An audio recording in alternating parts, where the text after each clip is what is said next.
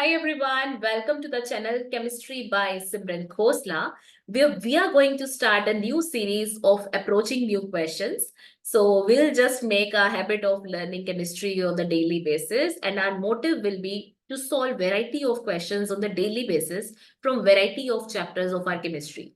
Mainly, I will be covering the syllabus of 11th and 12th in this series. जब भी हम questions की बात करेंगे, तो 11th और 12th के मैं जो जेई और नीट लेवल के क्वेश्चंस है that I will be dealing in this series. ठीक है, सो आज की वीडियो में our main motive will be to focus on the 10 questions which are different in together and they will be from our chapter number 1 that is some basic concepts of chemistry. क्योंकि often हम concepts तो देख लेते हैं लेकिन questions पे किस तरीके से अप्लाई करना होता है वही समझ नहीं आता। So that is why I am planning to have this series from today onwards.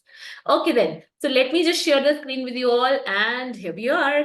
So the series name is Approaching New Questions as I told you earlier, and the chapter of today will be some basic concepts of chemistry. इसके 10 questions करेंगे जिसमें से सबसे पहला question क्या है कि during electrolysis of water, हमें मालूम है कि वाटर की इलेक्ट्रिकल डिकम्पोजिशन होती है। ठीक है, कैसे होती है, क्या पता है हमें कि वाटर है उसकी इलेक्ट्रिकल डिकम्पोजिशन कैसे होगी, ये H2 और O2 में टूट जाएगा। कोई भी हमारे पास अगर मोल कंसेप्ट का क्वेश्चन है तो हमें मेक श्योर कर लेना है कि हम उसको पहले ही बैलेंस करके रख ले रिएक्शन को। ठीक है, तो इलेक्ट्रोलिसिस ऑफ वाटर में क्या दे रखा है कि ऑक्सीजन का जो वॉल्यूम लिबरेट हो रहा है दैट इज 2.24 डेसीमीटर क्यूब, यानी कि हमें इसका वॉल्यूम दे रखा है 2.24 डेसीमीटर क्यूब। और बोला क्या है कि आपको फाइंड आउट करना है हाइड्रोजन का volume under the same conditions. तो बहुत ही आसान सी बात है, हम यहाँ पे क्या देखेंगे कि हाइड्रोजन और ऑक्सीजन एक बैलेंस्ड केमिकल इक्वेशन में हाइड्रोजन और ऑक्सीजन का क्या रेशियो रह रहा है। हाइड्रोजन के अगर 2 मोल है तो ऑक्सीजन के कितने हैं, 1 है। ठीक है, हाइड्रोजन के अगर 2 हैं तो ऑक्सीजन के कितने हैं, 1। यानी कि ऑक्सीजन से डबल हमारे पास क्या है, हाइड्रोजन।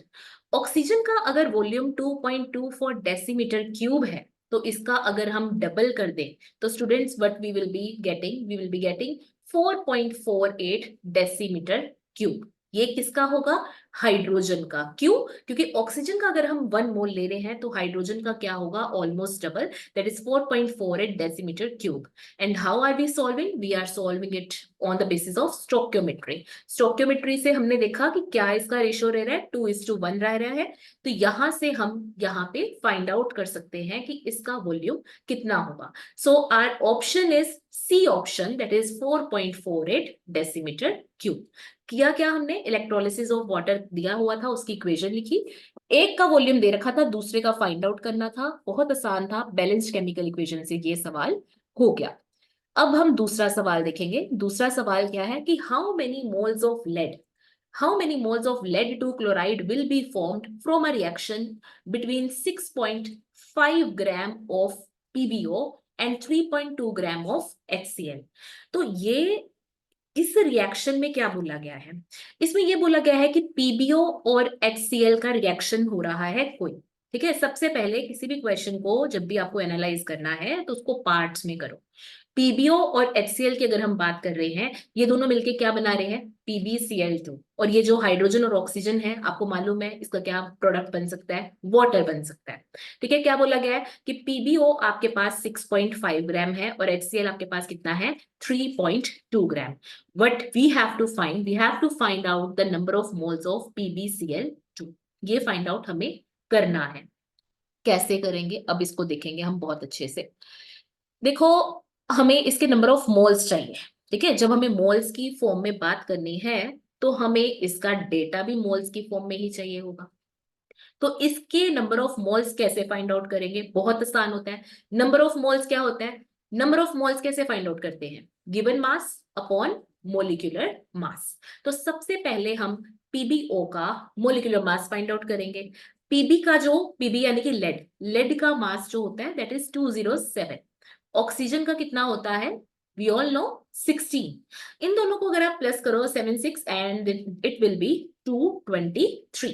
ठीक है, तो नंबर ऑफ मोल्स कैसे फाइंड आउट करेंगे, given mass upon molecular mass and we will be getting 0.029 mole. फिर हम HCl की बात करते हैं। HCl का चेकआउट करते हैं, HCl में हाइड्रोजन का मास 1, ठीक है, हाइड्रोजन का मास 1 और क्लोरीन का 35.5।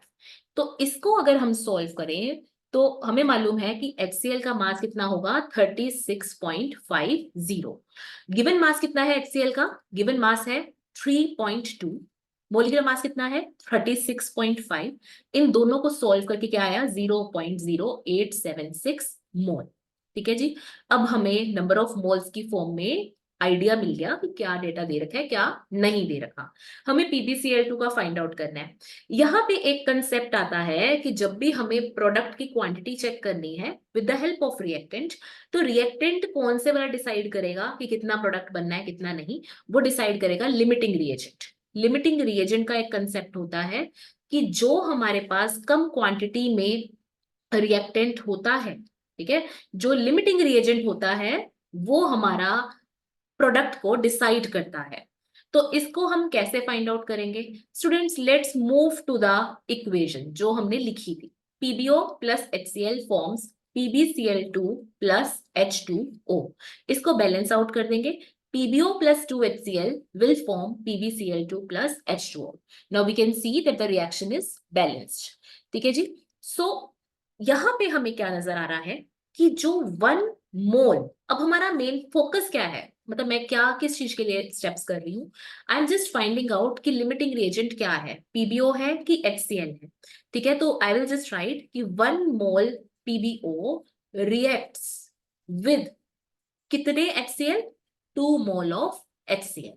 ठीक है, 1 मोल PbO को 2 मोल HCl चाहिए, तो 0.029 मोल जो हमने अभी निकाले PbO के, इसको रिएक्ट करने के लिए कितना चाहिए होगा, 2 divide by 1 into 0.029 mole of HCl। तो इसको आप सोल्व करिए, क्या आएगा आपके पास, आपके पास आएगा 0.058 मोल ऑफ HCl।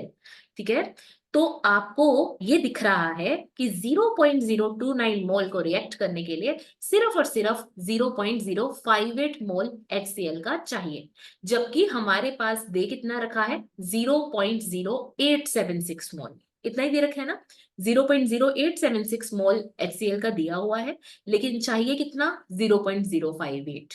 तो मतलब यहाँ पे जो कम क्वांटिटी में दे रखा है वो क्या है, PbO, और ज्यादा अमाउंट में कौन दे रखा है, वो दे रखा है हमारे पास HCl, क्योंकि HCl हमें सिर्फ और सिर्फ 0.058 चाहिए, लेकिन हमारे पास एक्सेस में दे रखा है, एक्सेस में HCl पड़ा है लेकिन उसके लायक हमारे पास PbO नहीं पड़ा, या यूं कह लो कि HCl हमारा एक्सेस में है लेकिन लिमिटिंग रिएजेंट जो है वो होगा कम क्वांटिटी वाला, दैट इज PbO।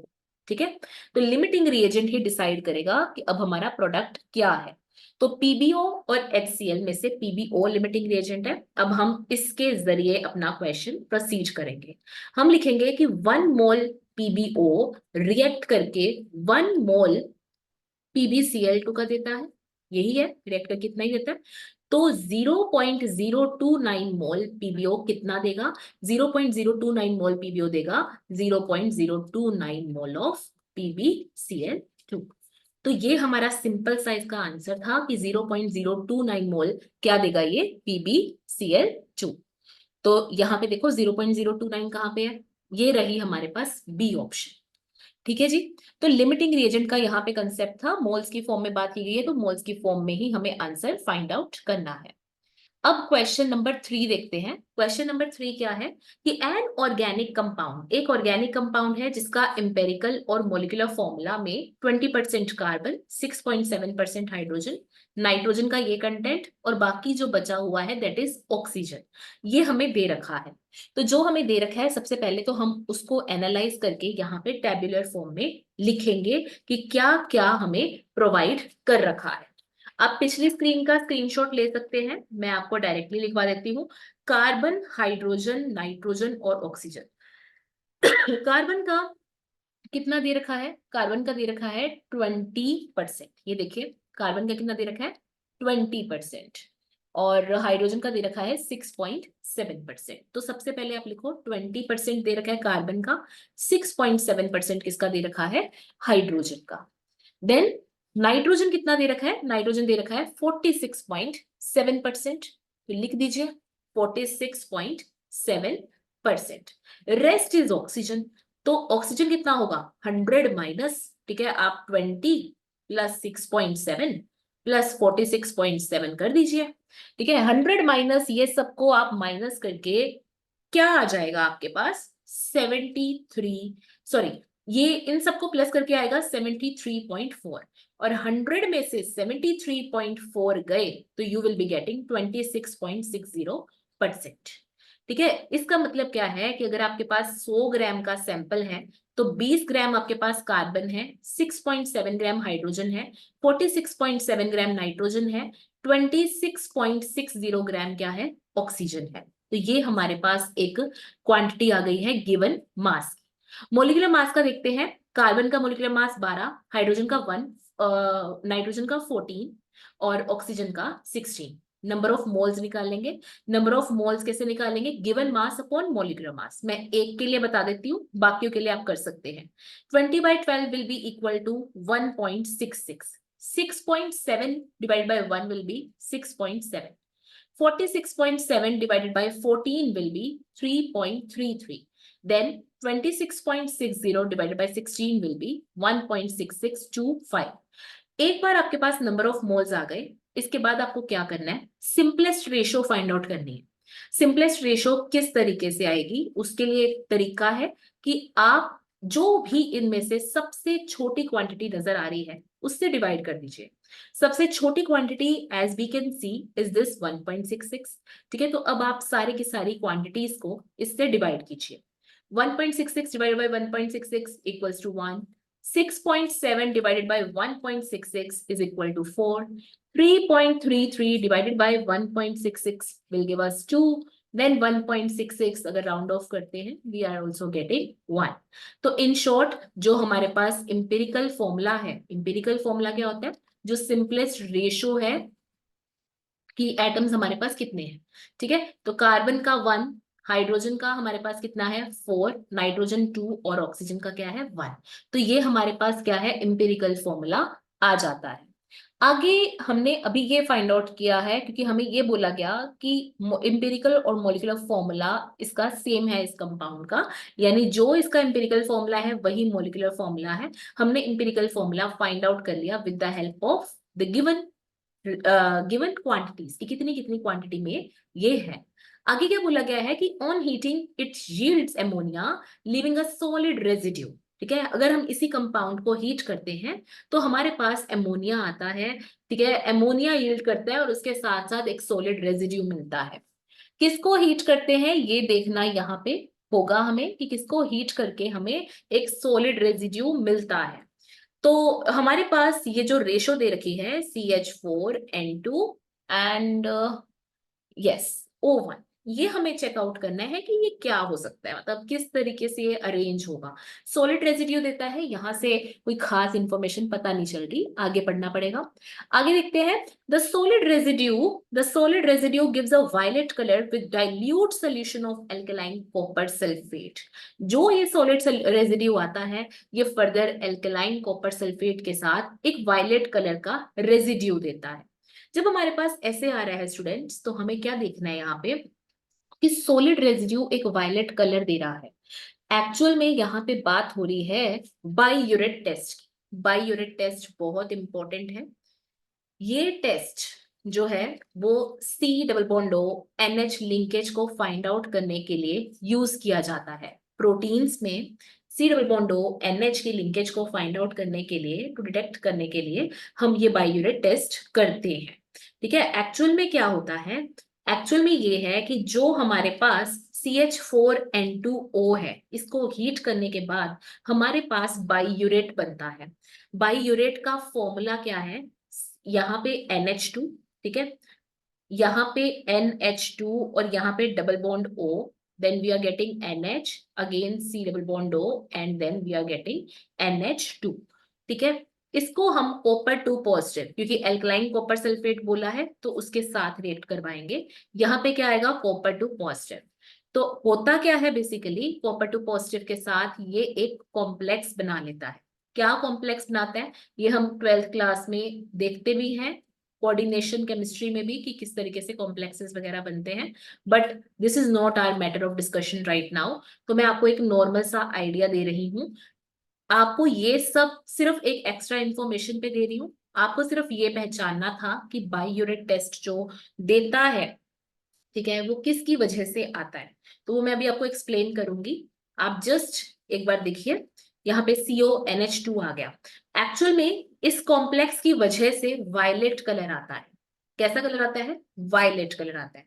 और देता कौन है? देता ये बाईयूरेट है। बाईयूरेट में क्या है कि हमारे पास दो मॉलिक्यूल्स हम इसके लेते हैं और ये कॉपर टू पॉजिटिव के साथ मिलके हमें एक वायलेट कलर का कॉम्प्लेक्स दे देता है।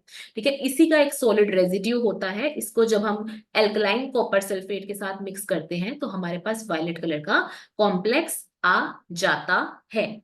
ठीक है जी।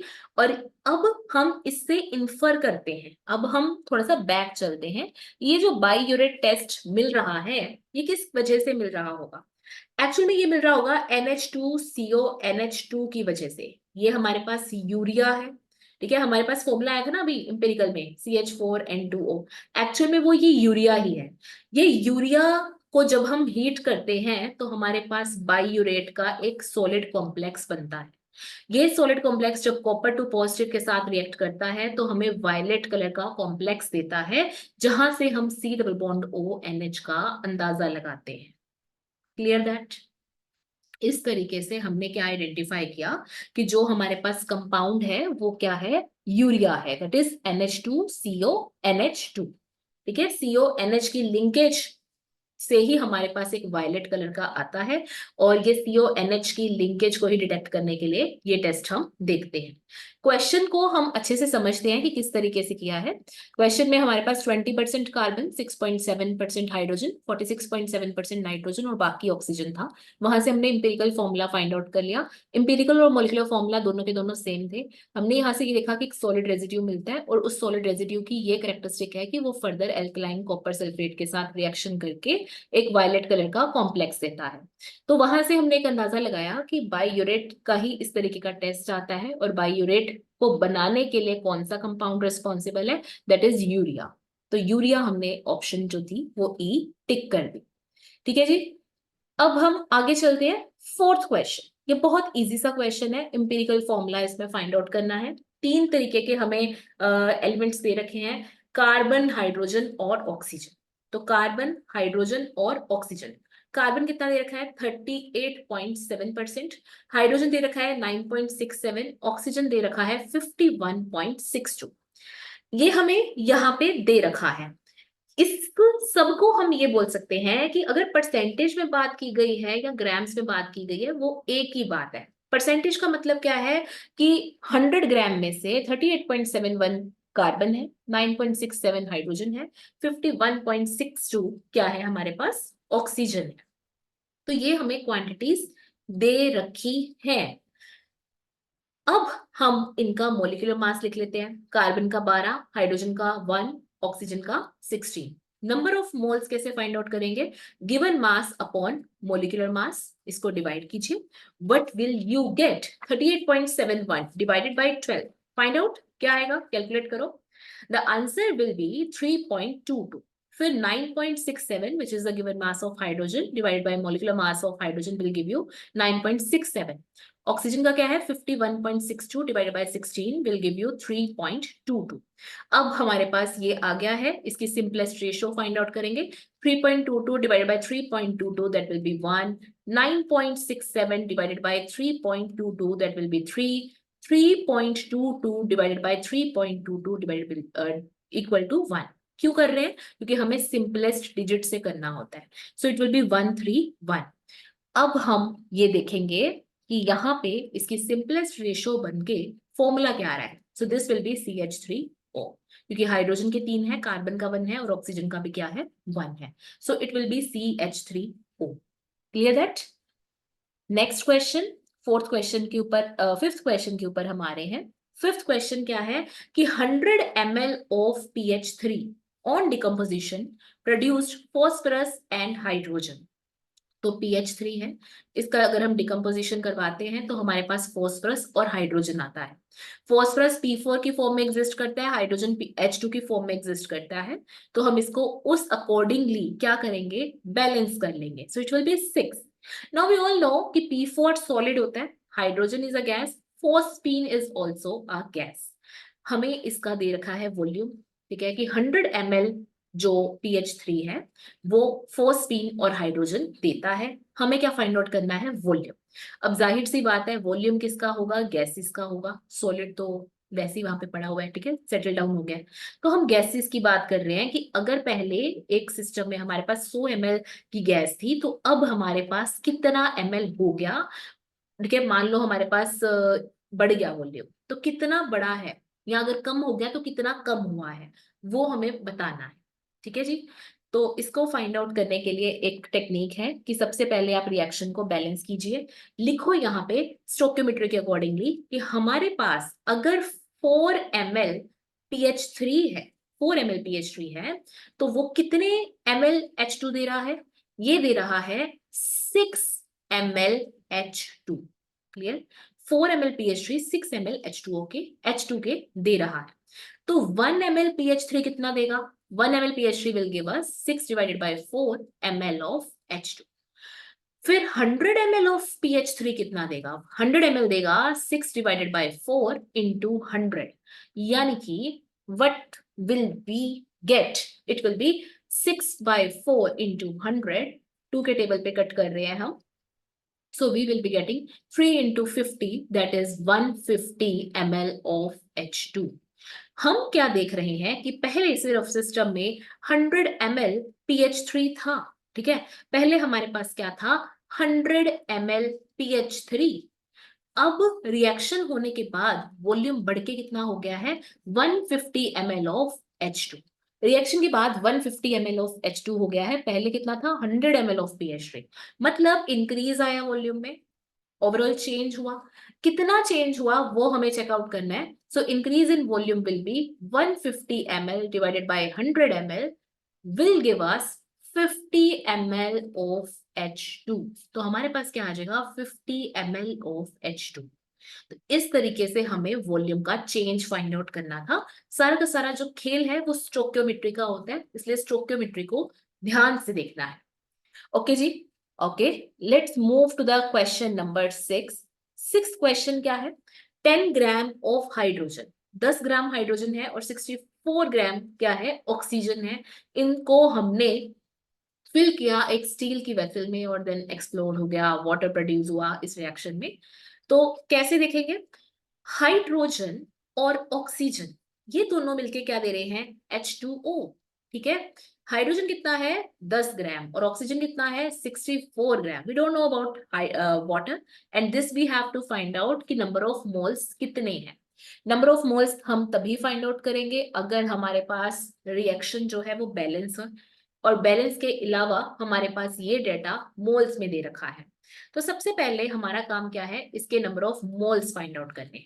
हाइड्रोजन एक का 1, दो का कितना होगा 2, ठीक है, तो 10 by 2 will give us 5 mole of hydrogen. Oxygen जो है, एक ऑक्सीजन का जो एटम है दैट कैरीज 16, तो दो ऑक्सीजन के कितना कैरी करेंगे, 32, तो 64 divided by 32 will give us 2 mole. Again students, product का हमें फाइंड आउट करना है। हमारे पास इंफॉर्मेशन आ चुकी है, किसकी इंफॉर्मेशन आ चुकी है, हमारे पास इंफॉर्मेशन आ चुकी है मोल्स में, ठीक है। और रिएक्शन को भी बैलेंस कर लेते हैं, H2 plus half O2 will give us H2O, तो ये भी आ गया है। अब हमें क्या फाइंड आउट करना है, लिमिटिंग रिएजेंट। जो लिमिटिंग रिएजेंट होगा वही H2O को डिसाइड करेगा। तो अब देखेंगे हम कि 1 मोल H2 जो है वो हाफ मोल ऑक्सीजन के साथ रिएक्ट करती है, ऐसे ही है। 1 मोल H2 जो है वो हाफ मोल के साथ रिएक्ट करती है। तो 5 मोल H2 कितने के साथ रिएक्ट करेगा, 5 into 1 by 2 that is 2.5 मोल। तो 5 मोल को रिएक्ट करने के लिए 2.5 मोल ऑफ ऑक्सीजन चाहिए थी, लेकिन हमारे पास कितनी ऑक्सीजन है, हमारे पास सिर्फ और सिर्फ 2 मोल ऑक्सीजन है, विच इज वेरी लेस। यानी कि ऑक्सीजन हमारे पास इस रिएक्शन में क्या है, लिमिटिंग रिएजेंट। इस रिएक्शन में ऑक्सीजन क्या है, एक लिमिटिंग रिएजेंट, क्योंकि ऑक्सीजन 2.5 मोल हमें चाहिए थी, लेकिन है क्या, 2 मोल। तो मतलब लिमिटिंग रिएजेंट हमने फाइंड आउट कर लिया, लिमिटिंग रिएजेंट से हम प्रोडक्ट को फाइंड आउट कर लेंगे। तो अब हम रिएक्शन लिखते हैं कि H2 plus half O2 will give us H2O. We can say कि अगर हाफ मोल ऑक्सीजन 1 मोल H2O का देता है तो 2.5 मोल ऑक्सीजन कितना देगा? 2.5 मोल ऑक्सीजन कितना देगा स्टूडेंट्स? 2.5 मोल। अगर आपके पास हाफ मोल ऑक्सीजन ये देता है तो, सॉरी 2.5 की बोल रही हूँ, आई एम सॉरी, 2 मोल्स है हमारे पास, है ना? लिमिटिंग रिएजेंट क्या है? 2 मोल्स। तो 2 मोल ऑक्सीजन क्या देगा? 2 इंटू, एक सेकेंड, वेट वेट वेट, इसको कंफ्यूज ना किया जाए।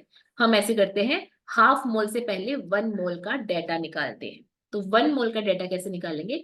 1/1/2, दैट इज 1/1/2 मोल H2O, यानी कि 2 मोल H2O हमारे पास यहाँ पे आंसर आ गया। अब 2 मोल हमें दे रखे थे ऑक्सीजन के, तो 2 into 2 mole of H2O will give us 4 mole of H2O। यानी कि हाफ से हमने सबसे पहले 1 मोल की इंफॉर्मेशन निकाली, 1 से हम 2 की निकाल रहे हैं, तो यहाँ पे हमारे पास क्या आ जाएगा? 4 मोल ऑफ H2O। तो इन शॉर्ट हमें जो क्वांटिटी दे रखी थी वहां से 4 मोल ऑफ H2O जो है वो जनरेट हो सकता है। तो ये हमारे पास था एक लिमिटिंग रिएजेंट का कंसेप्ट, जहां पे हमने देखा कि हाइड्रोजन और ऑक्सीजन मिलके क्या बना रहे हैं? H2O बना रहे हैं। हमने यहाँ पे फाइंड आउट किया कि लिमिटिंग रिएजेंट क्या है, वहां से हमने चेकआउट कर लिया कि 4 mole H2O will be the quantity. Now coming to the seventh question. Seventh question में क्या है कि volume of 0.1 molar NaOH needed for the neutralization of oxalic acid. तो मोलैरिटी बेसिस पे ही हमारे पास 3 फॉर्मूलाज होते हैं। जब हम न्यूट्रलाइजेशन की बात करते हैं तो एक बहुत ही सिंपल सा फॉर्मूला होता है कि NaMaVa, ये मैं एसिड के केस में लिख रही हूँ, ठीक है, इक्वल्स टू NbMbVb, ये लिखा जा रहा है बेस की रेफरेंस।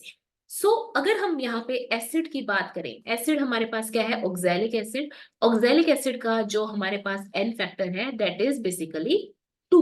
तो यहाँ पे 2 लिख दीजिए। ऑक्सैलिक एसिड की मोलैरिटी कितनी दे रखी है? 0.05 मोलर। वॉल्यूम कितना दे रखा है? 20 दे रखा है। Not at all a problem.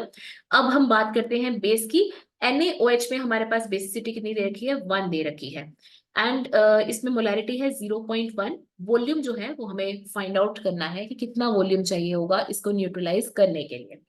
So 2 into 0.05 will give us 0.1, 0.1 equals to 20, 0.1 into VB, तो 0.1 से ये कट गया, VB will be equal to 20 ml, यानी कि NaOH का हमें 20 ml का वॉल्यूम चाहिए होगा। सो NaOH का वॉल्यूम कितना चाहिए होगा? 20 ml का। ठीक है जी, so C option will be the right one. Now coming to the eighth question, again on the empirical formula. Carbon एक हाइड्रोकार्बन है, ऑब्वियस सी बात है, हाइड्रोकार्बन है तो कार्बन और हाइड्रोजन की ही बात हो रही है। ठीक है जी। सो कार्बन और हाइड्रोजन, 80% अगर कार्बन है तो 20% हाइड्रोजन है। कार्बन का मास 12, हाइड्रोजन का 1। अगेन हम नंबर ऑफ मोल्स निकालेंगे, it will B 6.66, it will B 20 divided by 1, that is 20। अब हम सिंपल वाली नंबर से डिवाइड कर देंगे to find out the simplest whole number ratio. 6.66 divided by 6.66 will give us 1. 20 divided by 6.66 will be equal to 3.32. तो ये हमारे पास आ गई है सिंपलेस्ट रेशो। ठीक है, सिंपलेस्ट रेशो से हमें क्या पता चलता है? एम्पिरिकल फॉर्मूला, यानी कि कार्बन का 1, हाइड्रोजन का 3.32, it will give us CH3। C option is the correct. CH3 क्या है हमारे पास? करेक्ट ऑप्शन इसकी है। अब हम चलेंगे अपने अगले क्वेश्चन पे, नाइन्थ क्वेश्चन। 2 क्वेश्चन हमारे रह गए हैं, इसको हमने देखना है। 20 gram of N2, 20 gram N2 का, और 20 किलोग्राम ऑफ N2 और 3 kilogram of H2 are mix to produce ammonia. हमें एमोनिया का इंफॉर्मेशन फाइंड आउट करना है। कैसे देखेंगे? N2 plus 3H2 forms 2NH3। अगर हम इसका 20 किलोग्राम ले रहे हैं, इसका हम कितना लेंगे? 3 kilogram. So how we will be writing? Will be writing कि नाइट्रोजन के पहले ये चेकआउट कर लीजिए कि नाइट्रोजन का मोलिकुलर मास कितना है। सो इट इज 28 ग्राम। इसका कितना होगा, एक हाइड्रोजन का एक है तो 6 हाइड्रोजन का 6 ग्राम, ठीक है। 28 ग्राम 6 ग्राम के साथ मिलके आपको 34 ग्राम का एमोनिया दे रहा है। क्यों? क्योंकि एमोनिया का मास देखो, नाइट्रोजन का 14, 3 आपके पास हाइड्रोजन, 17 ग्राम का एक एमोनिया मोलिक्यूल हो गया, 2 एमोनिया मोलिक्यूल है तो 34 ग्राम हो गए, ठीक है। अब इसको देखना, इसको बहुत आसान तरीके से किया जा सकता था। इसको हाफ कर दो कंटेंट्स को, 14 ग्राम, 3 ग्राम, 17 ग्राम। मैं क्यों बोल रही हूँ? इसलिए बोल रही हूँ क्योंकि हमें जो सिचुएशन दे रखी है उसमें 3 किलोग्राम हाइड्रोजन के लिए फाइंड आउट करना है, 3 किलोग्राम के लिए फाइंड आउट करना है, और हमने ग्राम्स में इंफॉर्मेशन निकाल रही है, ठीक है। 14 ग्राम जो है वो 3 ग्राम के साथ मिलके क्या बना रहा है, 17 ग्राम। तो यानी कि अगर 20 किलोग्राम और 3 किलोग्राम में देखें, ठीक है, तो हम ये बोल सकते हैं कि ये अगर 3 ग्राम 17 ग्राम देता है हमें एमोनिया, तो 3 किलोग्राम कितना एमोनिया देगा, ये देगा 17 किलोग्राम। तो A option is the correct one, 17 kilogram हमारे पास एमोनिया आएगा। Clear that? Now next move to the question number 10। Question number 10 क्या है, which has the maximum number of molecules. Molecules कैसे पता चलते हैं, जब हमें मोल्स पता हो। तो पहले हम मोल्स फाइंड आउट करेंगे, फिर हम मॉलिक्यूल्स फाइंड आउट करेंगे, ठीक है। तो मोल्स कैसे फाइंड आउट करते हैं, given mass upon molecular mass.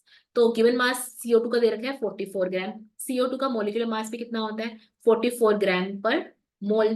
तो यानी कि यहाँ पे 1 मोल आ गए, ठीक है। पहले मोल्स फाइंड आउट कर लेते हैं, जबकि जितने ज्यादा नंबर ऑफ मोल उतने ही उसके मॉलिक्यूल ज्यादा, क्योंकि मॉलिक्यूल फाइंड आउट करने के लिए तो हम सिर्फ एवोगैड्रो से ही मल्टीप्लाई करते हैं, ठीक है ना। तो O3 का देख लेते हैं, O3 का गिवन दे रखा है 48 ग्राम, O3 का मोलिकुलर मास भी 48 ग्राम पर मोल ही होता है, आप कैलकुलेट कर सकते हैं। एक ऑक्सीजन का 16 है, 3 ऑक्सीजन का कितना होगा 48, so it is 1 mole. Then हम सी की बात करते हैं, सी में number of moles find out करते हैं, 8 ग्राम। अब यहाँ पे molecular mass is not 8 gram per mole, यहाँ पे molecular mass is basically 2 gram per mole, यानी कि यहाँ पे आपके पास आ गया 4 मोल। डी ऑप्शन देखते हैं, डी ऑप्शन हमारे पास क्या है, 64 ग्राम ऑफ CO2, तो 64 ग्राम ऑफ SO2 है, और SO2 का मोलिकुलर मास भी हमारे पास कितना होता है, 64 ग्राम पर मोल।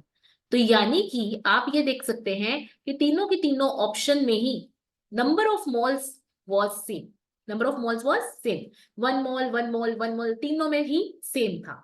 सबसे ज्यादा नंबर ऑफ मोल्स किसमें है, किसमें है, H2 में, और कितने हैं 4 मोल्स।